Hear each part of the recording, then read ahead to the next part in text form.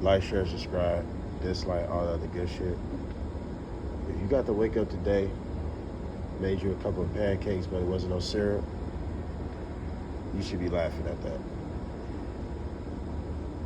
If you woke up and rolled out of bed and your ass done stepped on a thumbtack, I know that shit's annoying, but you should be laughing at that, bro. There's a lot of people doing a lot more worse off than you are, bro. Just imagine somebody right now is in the summertime, hot as fuck, somewhere in Atlanta or something, in the car. They ain't got nowhere to go. Probably with their kids, my G. If you ain't got that type of shit going on, you should be appreciating the little things in life, even if it's a little painful. Let's get straight to it. Pat yourself on the back real quick. You're doing good. You did it? All right. Now, we got to talk about Jade Cargil. I've got to defend Jade Cargil because I think this is just Mark shit. This is Markdom at his finest. I already made a video about the Marks basically taking over the culture of wrestling. This is why wrestling has such a lower viewership. That's why the standards are very low. That's why it doesn't really feel like we're going to have any larger-than-life superstars in the next 10 years. Who is the next Rocks? Who is the next Bill Goldberg? Everybody hates Bill Goldberg, but forget that Goldberg is a part of why you are a fan of professional wrestling in hindsight. Everyone is. It's a team effort, right? Even the unsung heroes, the cameramen, the people that set up the ring, the people that set up the ropes. They are just as a part of this as anybody else, right? But let's get to the nitty-gritty of Jade Cargil, where this all makes sense to Jade Cargil. A lot of people are mad and boo-hooing and gassing off about she just had such a horrible match at Night of Champions in Saudi Arabia. We're going to address all the elephants in the room, don't worry. There's some big elephants in the room. And she had such a bad match, right? It was, 8-9 minutes or something like that. And people are acting like this is her first and going to be her last bad match, first of all. People are forgetting that she's callow. So, she's only been 5 years and never went to any process training. Never went through any level of process training. AEW didn't do it. The WWE didn't do it. But let me tell you, Marks, why they didn't do it. It's called aesthetics and cosmetics, baby. It's called the look. That's what it's called. She has the look of a Greek goddess superhero. They dressed her up like Storm on purpose. She has an entrance where it's snowing and thundering in the Titantrons for a reason. Because she literally looked like a superstar. She doesn't look like she's from this earth. She looks like she has mutant powers. On top of that, she looked like she could beat your ass. She's muscular, but very beautiful. Essentially, undeniably beautiful. She's universally pretty. Pretty much anyone would see her picture and be like, oh, she's pretty. Pretty much anyone would. Besides, haters, and to each his own. Everybody's not for everybody. I get it. But she's kind of undeniable as far as her face goes. But that's another subject. This is all leading up, because I'm cooking. Unlike Triple H, he doesn't cook that well. But y'all tell me he's cooking. This is the problem. This is why. This is it's little shit like this. The Mark shit. Y'all hate Goldberg for the same reasons why y'all hate Jade Cargil. Y'all shitted on Ultimate Warrior and hated Ultimate Warrior for the same reasons you hate Jade Cargil and Goldberg. Because of their looks and their aesthetics is what got them through the door. Goldberg. Stone Cold's coming up. But Goldberg got over and he looked the part. And you want to know why he got over? Because just at the time, he looked as a counterpart as the biggest star in the 90s. Right when Goldberg was building up in 98, Stone Cold was already that guy. In 98, he just happened to be bald. He just happened to be big. Even arguably bigger than Stone Cold, right? The dream match we never got. Huh. So let's break down Jade Cargill, Goldberg, Warrior, how they are all so similar. A lot of people are shitting on Goldberg's mic skills. He never could cut a promo. He couldn't wrestle. Duh, you dumb fuck. Same thing with Warrior, same thing with Jade Cargill. Except Jade Cargill honestly is a better wrestler, both of them. Because they did put her through process training, except it was on the main stage. It was through Bianca's tag team work. Follow Bianca around, a veteran, a top tier in-ring technician. She will show you how to move around. I'm saying that for all the people that say Jade Cargill has made no progression. All her AEW career, she was literally having 5-minute matches. What are you talking about? She literally had maybe 3 matches that was like 6 or 7 minutes, maybe 8 minutes long. And she was okay then. And she was, 2 years in the business? She's only 5 years in the business. And you're telling me her matches don't look better than they were because in the WWE, just like they did Goldberg. Just like they did Goldberg. Goldberg, remind you, Marks. Goldberg had the same thing. We're going to get on the mic. We're going to get back to the mic skills, by the way. Goldberg had the same thing when it came to in-ring ability since Jade is so bad in the ring. Short-lived matches, bro. WCW for an entire year, all his matches probably add up to an hour. He had like 170 something. Are y'all forgetting this? Same thing. Let's get back on the mic skills. He couldn't cut a promo. This is why you accentuate the positives, hide the negatives. He shouldn't have to talk long. Why do you think he had catchphrases? Duh. That's the only thing WWE got to find with Jade Cargill. They got to let her say less. She can't talk that well? Okay, she shouldn't talk then. Say less. Less is better.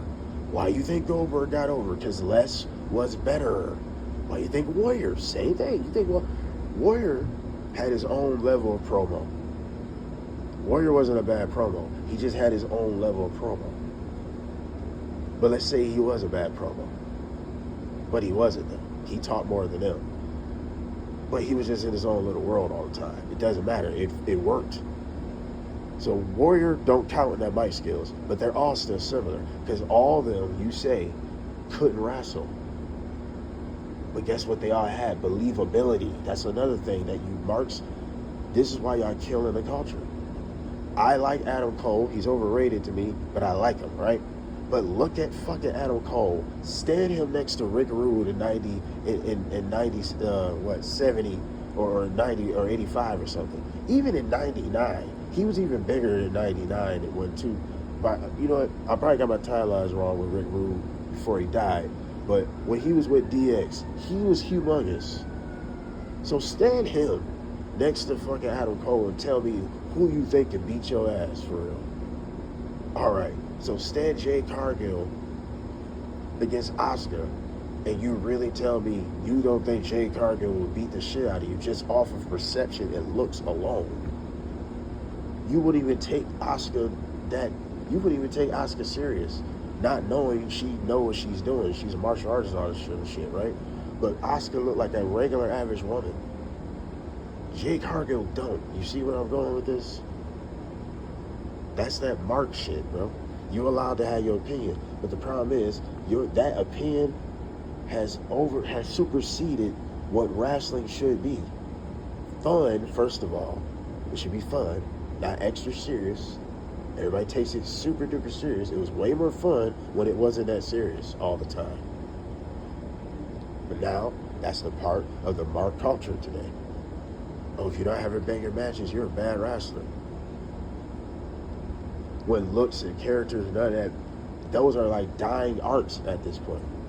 Because where's the characters? Where's the people that have just an automatic cheat code? At least when I was coming up, you had motherfuckers, if you was a giant, you were on TV. Oh, boss. But fine.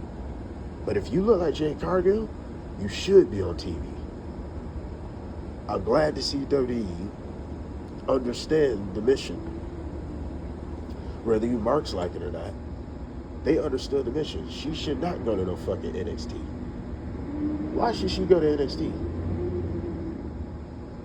Explain to me, why should she go to NXT when she has the look for casuals? So let me guess. Just because Goldberg wasn't a great in-ring tactician, right? You would have sent Goldberg. Let's say Goldberg was young right now, and he wasn't who he was, but that same look, bring him out of 99, he's brand new. You telling me you fucking idiotic marks would send him to NXT? Let's say if you said, like, you would send him to NXT. Come on. The look alone. Why does he belong in NXT? Let me bring you up another one, like Wardlow. You tell me Wardlow, you would send Wardlow to NXT. Why? He could go right to the main roster. He got the look. Wardlow's a much better wrestler, though we're not even going to say that, but this about Jade Cargil. By the way, I still feel like AEW booked her better because they did everything I just said. They accentuated the positives, hid the negatives. She wasn't that great of a talker, so they didn't let her talk that much. They tried it, but as you notice, her talking got less and less. Why do you think she had managers? Mark Starling and shit like that. What was the other dude? Stokely. And then she had an entourage to try and talk for her. That's why they started to notice, okay, we're not going to do too much talking. Say less. Because your look alone sells the fucking tickets. It sells the viewing eye. It's dopamine to the viewing eye. There's millions of women wish they looked like her. There's millions of guys wish they could be with her. That's the point. Of course, if you're one of those haters that say, oh, no way. Okay, that's you. What they do? To each his own. Beauty isn't beauty to everybody else. Your version of beauty is not beautiful to everybody else sometimes. It's okay. I ain't knocking you for it. But overall, you put her face up on a billboard, you tell me people wouldn't look? You're not thinking that far ahead. Y'all thinking, oh, well, I want my wrestling to be super duper competitive, and there's nothing wrong with that. But why we can't understand that wrestling can be competitive in all natures, meaning we have someone that looks like a Jade Cargil, and we have someone that looks like a Rhea Ripley. Two very erotic, exotic looking faces that can attract a broader audience. Why would you not want to do that? That's competition within itself. They're both chiseled. They're both in shape. It only makes sense why Jade Cargil is getting this position. Only you marks are mad about one bad match, and you act like it's going to be her last. This was no different when William Regal went against fucking Goldberg. This was somebody that was very experienced against someone that was callow at the time. But guess what? Goldberg, his whole gimmick, and Jade Cargil gimmick should have stayed the same thing. That's the only thing that he's fucked up on. That's why I say AEW booked her better. She shouldn't have long matches, bro. Her matches should be on like 7 minutes long. Right away, hype. Keep the intensity going. Because she has believability. Right? That's the only thing WWE fucking up on. I blame this on the WWE, not her. Because as far as in-ring skills, you are going to sit here and act like she hasn't progressed since AEW. You're a fucking liar. Her footwork is a lot better. Her stamina's better. All that. What are you talking about? She's selling good. She's learning as she goes. She's doing pretty damn good to me, if you ask me. Once she tweak it up a notch, tweak up the mic skills, she's going to be damn near perfect. But guess what? She don't have to. If they just do it right. All you got to do is get rid of that. Why go there? I'm talking like Paul Heyman in ECW Rise and Fall. Because he's right. Why go there? Why even try it if we can't fix it? That tire is blew the fuck up. Why are we going to sit around and go around this entire field looking for all the fragments of this blew up tire? Why would we do that? Let's just do it over, bro. Get a new tire. Right? Jade Cargil is a very simple, easy bag. But if Marks was running this, you would be making her, you would be doing what Dottie's doing right now. But Triple H Triple H, he swears that the internet is not really a real place. But he's catering to them. Don't sit. You gonna sit here and tell me he's not? Why is Jade Cargil having super hard matches now? Asuka makes sense. Don't get me wrong. Asuka makes sense to have a decent match. And the good part, they still was doing it during the way, because that match wasn't long. So they still completed the mission. But that's where the problem is. The booking on the match is too 50-50. Asuka should be using speed and striking skills and trying to wear her down. Not like it shouldn't look 50-50. Every hit that Jade Cargil dished out should look like it could be over right away. Asuka shouldn't be looking that strong as Jade Cargil. And of course, you Mark's gonna be like, what? She had matches with Charlotte and Becky. Look at Charlotte and look at Jade Cargil. Who has more believability to beat your ass? Please answer that question. And if you tell me Jade Cargil, you proved my fucking point. You proved my fucking point. But that's the problem with today's culture of professional wrestling. That art is gone. People are not understanding your looks and your cosmetics and your aesthetics about your character should be able to shine through your overall, where your in-ring doesn't mean anything. Goldberg in-ring don't mean shit. The spear jackhammer, we go home. Maybe a Yakuza kick. Couple of clotheslines, we go home. Jade Cargil should have the same thing. Who gives a fuck? Jade Cargil only do 3 moves. John Cena did 5 moves of doom for like 12 fucking years before 2015. That's how it works, you marks, bro. But if we keep going the way y'all want it, we're never going to get Stone Cold, John Cena's, and all that ever again. So thank God the WWE, somebody in the WWE still has that level of thinking. They just need to book her a little bit more correctly. Accentuate the positives, hide the negatives. If they do that, boom. Who cares what the marks are going to cry about? You got the internet, you got a mouth, you allowed to talk. Shouts out to y'all, right? But I'm allowed to talk too. And I'm just going off of logic. When I'm hearing people and I'm seeing different comments, I'm like, bro, y'all don't even sound logical. Who gives a fuck? Asuka is returning. Asuka has done everything under the sun. When is it ever enough? Asuka has accomplished everything you can do. Why is it, oh, she's buried? They're using her credibility, you fucking idiots, to get her over. So why does it matter if she's returning and losing? Randy, same thing they're doing to Randy. He's Randy fucking Orton. There's nothing you can do to tarnish him. Asuka, same thing. There's nothing you can do to tarnish them. And as far as if it's race or whatever, who gives a fuck? Racist people are just haters and they're jealous. Let them hate. That's their job. Like, share, subscribe, dislike, all the good shit. We are out.